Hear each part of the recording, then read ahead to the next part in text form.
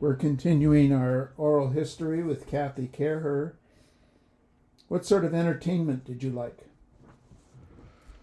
All through my life, we did family things when I was younger, that kind of entertainment, birthday parties, things like that. We always went down to Grandma Ada for one of us. We were the grandchildren, and um, we'd always have a picnic on the lawn for our birthdays. And then into high school, I was active in CYO, the Catholic Youth Organization, and we'd have meetings, and we connected with some churches in Seattle for that.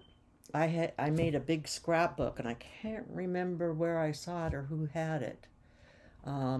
Maybe at the church, but it was a big scrapbook that Frank Schride had cut out the shape of Vashon Island for us, and then wrote the letters VASH. And then Mom and I took, or no, it was just the opposite. We cut it out, and Frank Schride took a blowtorch and burned it. And then we scraped it with an iron brush and put it on. The cover was made of burlap, and we put the island right on the center, and then Vashon down the side, or something, Vashon CYO or something, and then had just pictures of all of the things we did on Vashon. What did you listen to growing up? Mostly my sisters each had their own radio, and one of them was in the kitchen, and one of them was in their bedroom. And so, of course, I grew up with Judy drying the dishes to Elvis Presley and bopping. But mostly I listened to what they listened to. And then when I got into, like, over on when we moved to the peninsula, I was into sewing, of course, and I made all my clothes. And so I would cut them out on the living room floor and listen to the radio. And that would be KJR, and that was Dick and Pat were the two different, I think, DJs. And, in those days they said the name of the song before they played it. So I knew the names of the song and who was singing it. And then we would go up to the Vashon. The community center was taken down at some point, and they built another brick. It was not brick, it was cement block. And that was called the youth center. And we would have dances there. And so that was in high school. And DJs would come out from Seattle or somewhere and play the music for us. Or we had some bands, but when the DJs came out, they threw out records into the audience. And I had one of the first Beatles songs. Nice. But my brother was friends with maybe one of your brothers. How many families were up in Docton? Like Plantages. It wasn't Blue a Bitch. Yeah, I knew all them. But I think it might have been a Sudeth. Did he have lots of records? One of your older brothers? Oh, yes. Okay, he and Jim traded some records. So I wouldn't be surprised if my Beatles song book got traded away. But he liked Patsy Cline and ones like that. So. Oh, funny. Did you watch TV growing up?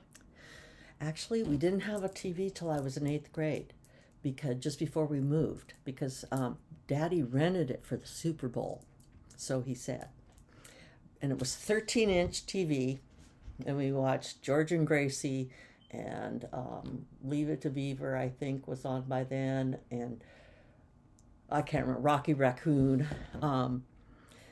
But funny, Daddy never took it back, and pretty soon we started worrying about the bill getting really big for renting this, and then that's when he admitted he'd bought it, so he could see the Super Bowl. Any large moments that you remember watching TV? Large moments. Oh, at Burton, we were watching Johnny Carson. Is that what you're referring to? Something like that? And Johnny Carson it was when California had Shirley Temple Black running for Congress, or whatever it was she was running for. And so he came out in this little outfit that was a little pinafore over a dress or type thing. And it had 2 pockets in the front. And he's standing there, and he sung. and he was singing Good Ship Lollipop like this, and there was a split down the middle of the dress that opened up to an American flag. But when he put the arms like this, he pulled the skirt up. Oh, he was in his briefs. It was so funny, and I'm sitting there with my mom, and I'm just embarrassed. And he came back on the thing about 10 minutes later. He was so embarrassed. Well, then the guys pointed out he hadn't put up his zipper. So he walked off the show. That'd be memorable. Yeah, that was memorable. Who was your family doctor? When I was little, gosh, Dr. McMurray was just behind the bank in a house there. And he saved my dad's life because my dad got blood poisoning. And trying to think, I think it was on his elbow. And he made Mom go down to Cliff Lavender's store and buy a steak and put it on the thing because it was called a poultice, and it sucked the poison out. And we're all sitting there going, I wish we could eat that steak. But I remember he gave me a penicillin shot because he came to our house, gave me a penicillin shot, and he spilled some of the penicillin on the white bedspread. And you could see where that penicillin was for the rest of the spill because it was whiter than the white. Do you remember any epidemics or diseases? Oh, my sister Judy, she's the second to the oldest, she got whooping cough. And boy, after that, we all got our shots. Yeah, because Mom, it was so scary. I guess she turned blue several times and everything. So yeah, we had that, and we had the measles and the mumps and the chicken pox and everything else that came down the line. Did your family have any home remedies? Papa Jim did. I can't remember what they were. Besides the steak. Yeah. Well, when I cut my hand on a fence when we were out in the swamp, and that area behind the Lavender store, and it was barbed wire and it was rusted. And he's the other interviewer. And so one day I'm sitting at school and I'm looking at this vein coming up my arm, and my mom was working at Mooney's at that time, so she couldn't come and get me. So Joyce Shade, who lived right there in Newport, she came and got me, and I put my hand in a pan of hot water, and they just kept it really hot, and it sucked it out. So that was how we got the blood poisoning taken care of. What was your first job? I got the job at the bakery, the very competitive only job. My mom took me up there when I was, I think, a junior in high school. And Martha Ernst, I think, had been the one that had worked there before me. And she was going off to college. So I interviewed and got the job. So Lloyd was the baker, and I can't remember his wife's name, but I did sliced all the hamburger buns and hot dog buns and bread and kept the cases full and served the people. I did all that kind of stuff. How much money did you earn? Enough to go to Europe the next summer. So it had to have been that was between college and work. I guess it must have been just money in the set to put in the bank. Yeah, so. How long did you have that job? I'm trying to think. I still had it, I think, when I went to Holy Name. So probably through high school, or much of high school. Well, it was junior and senior year of high school, I think. Any lessons learned? That I liked caraway rye bread really a lot because it was fresh. And Lloyd made the best bread. Mm-hmm. So, your next job? Was after I graduated from college, I worked for Seafirst Bank over in Seattle at Queen Anne Hill. So I was a bank teller, and had the client come running in. He'd been working out with the street repair or something, and he brings in this little wad of crumpled up stuff. It was an old coin purse with gold coins in it. It was incredible. And so that was a fun, exciting time. And that's where I bought my Super Beetle through them because they financed it for me. And then after the bank, what did you do? While I was working at the bank, there were these two other girls, and they wanted to be flight attendants so bad. But of course, then it was stewardess, of course. And so they were always telling me, "Oh, Kathy, you should get hired as a stewardess. You should get the job as a stewardess." Well, along about June, I started thinking about, or May, I started thinking about that, and ended up calling or contacting Western Airlines because they told me that they had just had a pay raise. Because those girls knew everything about it. And sure enough, I got hired by Western Airlines in 71, and I worked there for 34 years. Wow. We merged with Delta Airlines, so I didn't end up with Western. Western folded. Or we merged together is what happened. Any influential mentors? My mom, because I was alone a lot. She's the one I learned a lot of this history from, and Grandma Ada, because like my mom told me that when J. Edgar Hoover was in the basement of the house in Tacoma, Dr. Mattson's home, they were driving over, they had to go over to Seattle Ferry and go down to Tacoma, and it just took hours to do that, but she was a little kid in Grandma Ada and Papa Jim's car. Oh, that's right. They still lived in Seattle for a while. It was a summer home out on Vashon, Papa Jim and Grandma Ada. So they were coming from Seattle. But she told me about that, to be going down to Tacoma. So tell us about why the FBI was visiting.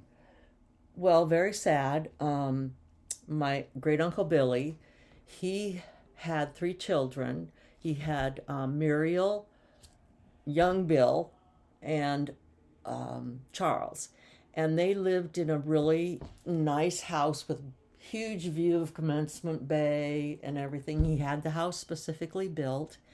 And so it was pretty nicely landscaped.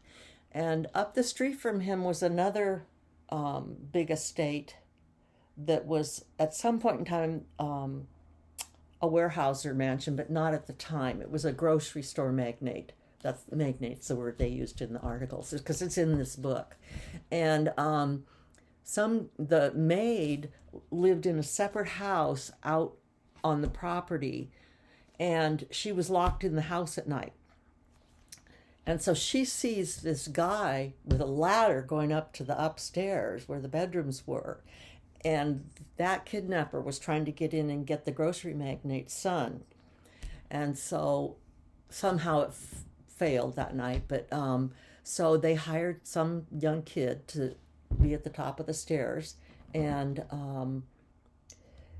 so the guy tried again, and that time the guy had left his gun in the bedroom, so the kidnapper was coming up the stairs, but then he scared him away, and so they were so scared they moved immediately. They didn't stay there any longer. And so at Christmas time, it was, I think, the December 26th, my great-uncle Billy and Hazel were over at some friends playing cards. And so at home was Muriel and her girlfriend from Seattle, and cousin Bill and cousin Charlie's. Mm-hmm. And Charlie had just gotten a pop gun for Christmas, and he looked out the window and he says, "I see somebody out there. I'm going to go shoot him with my pop gun." Well, the older kids just didn't think anything of it. And pretty soon the gun handle came through the window of the French doors. He reached in and opened the door and came in and grabbed Charlie and was gone. And they know he went down over the bay towards the waterfront, but they didn't have any other tracks. And they never got the kidnapper. For years, my cousin Bill would be called to the thing. But anyway, Hoover came back from Washington, D.C. and set up shop in the basement. And they did a lot of communication through the Seattle Times. I don't remember the name, but it was something like Mildred or Hazel or something, Ethel, I don't know. And it was the kidnapper communicating with Uncle Bill, great Uncle Bill. And so finally, they wanted a $28,000 ransom, which of course in those days was a lot of money. And so great Uncle Bill drove up to Seattle to the point that he was told to be at. Well, he wasn't supposed to tell the police, but of course the police knew. And so the police were not to get involved because they wanted Charlie back. And instead, Paddy Wagon pulls up a few blocks away, and obviously the kidnapper saw that. And they think Uncle Billy thought he drove by, but didn't dare stop and left. And so it was a week or two after that some young kid was out rabbit hunting in the snow and found his body. No.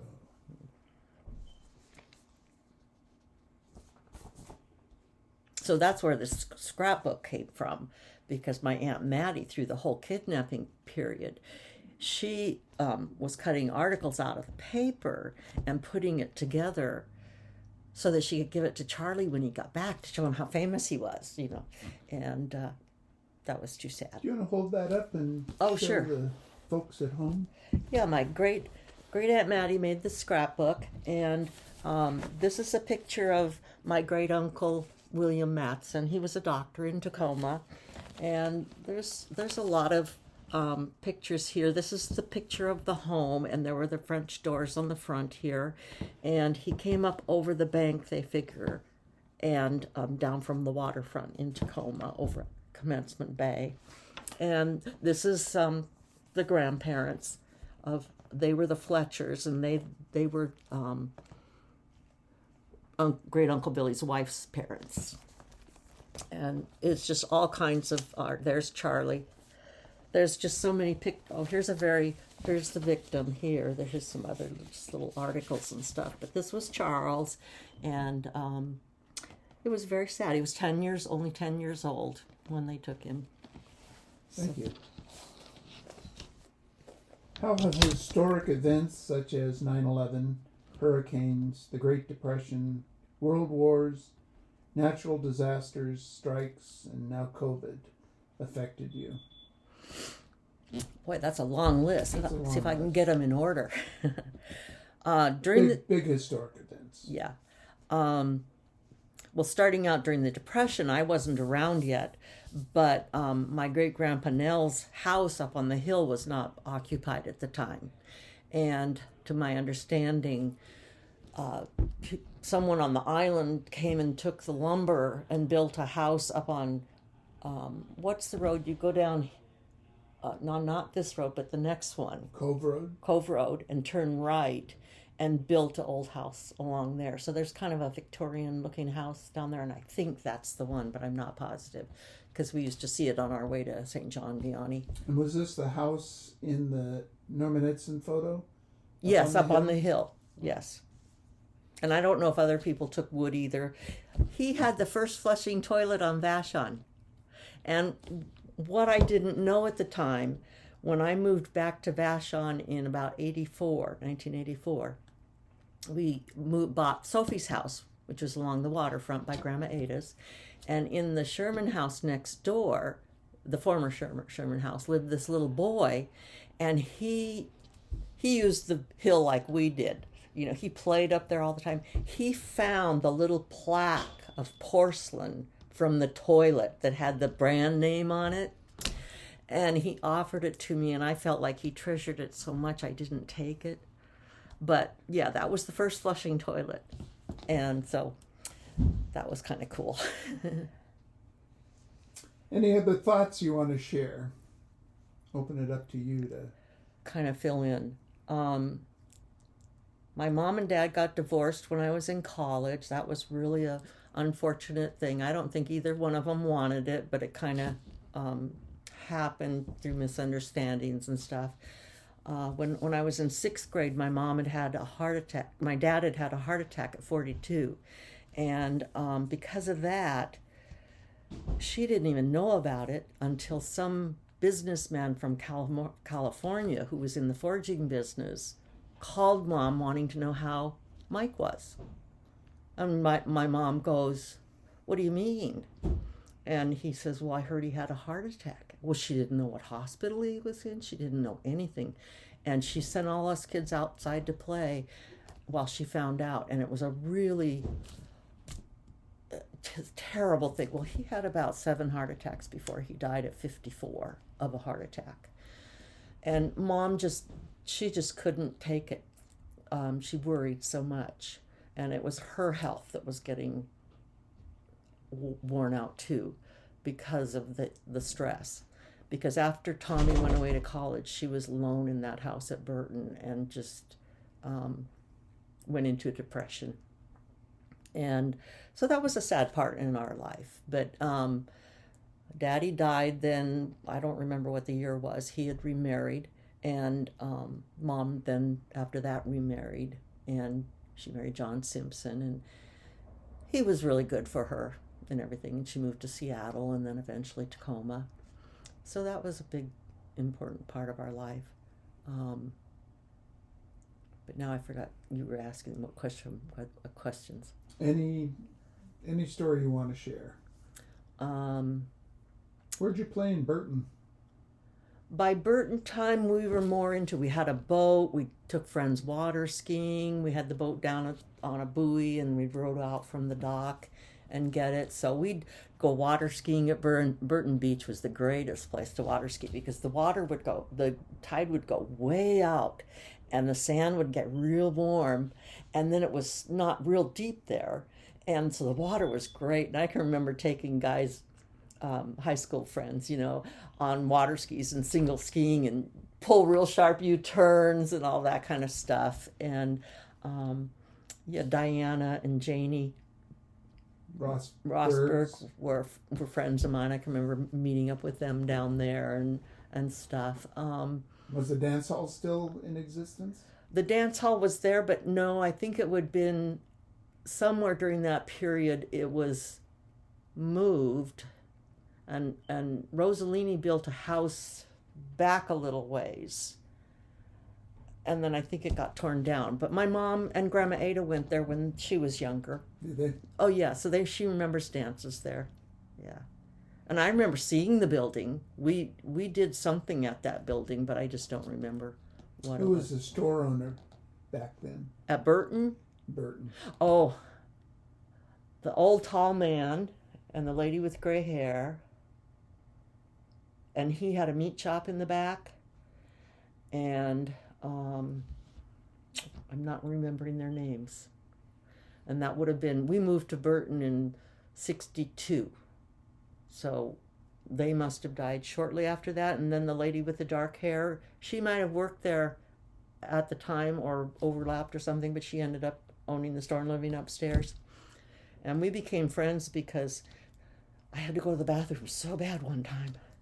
And she let me go upstairs to her bathroom. This is when I was coming back and forth to the island from other places. And she says, "Oh, it might not flush. I've had 2 guys in there and it hasn't been repaired."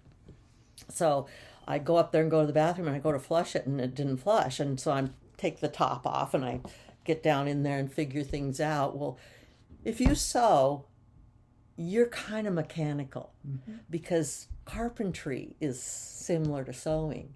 And I was very talented that way. And I fixed her toilet for her. And she was so shocked because it was just something to do with a little flapper valve or something. But and across the street in the pharmacy building, was the pharmacy still in it operation? had been torn down by then. It had been torn down. I can't remember the guy that ran it at that time. I think he had kids, a daughter named Vicky. Mr. Champion, who had I don't remember a that restaurant there. No, I don't remember the restaurant. I remember the restaurant across the street, but that was after my time. The Wilsons lived in that corner house. that was made into the bed and breakfast. And the Dennings owned the big, huge house. I think they still have it. Still do. Yeah, because they'd come into church all lined up every year there was another little kid in the line, and so yeah, we knew them and all those other people. So yeah, Burton's a great place. it was, and so I used my skills I learned growing up in that era of being self-sufficient and everything. You learned how to do things, and my dad was not mechanical at all, really. So my mom had to do a lot of the stuff. So that gave me the ability to see a woman with those kind of talents. Good mentor. Yeah, Yes. yeah. So, Any other thoughts? well, I always loved Vashon. And so when I moved to Tacoma, I lived in the home that right next door, the little boy was kidnapped. Famous kidnapping in Tacoma in the later years. And they think that the kidnapper buried him under the music building at UPS was under construction. We lived a block from there. And they think that he buried the kid down there before the cement was poured, because when the dad and the policeman went walking around trying to look, there was a kid down there, and they think that was Ted Bundy. That's right, Ted Bundy.